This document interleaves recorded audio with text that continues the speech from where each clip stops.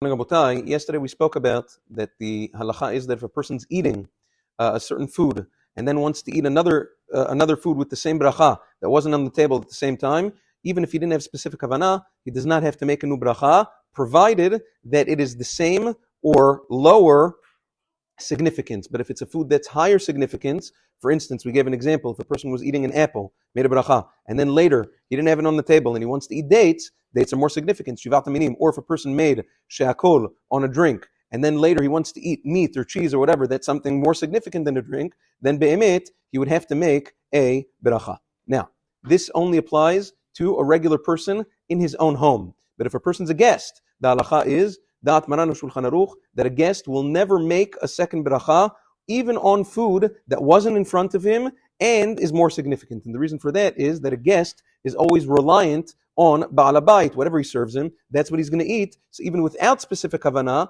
the halacha is that he will not make nu bracha, even if the food is more significant. Another such example, the difference between a regular person and a guest, Maran HaShulchan Aruch in Siman Kuf Ayin Tet rules that let's say a person's eating, all of a sudden, right, he towards the end of his meal, he says, Havlan v'nivrich. He says, okay, let's do Birkat HaMazon. And then he changes his mind. He says, you know what? I'm not done. I'm still hungry.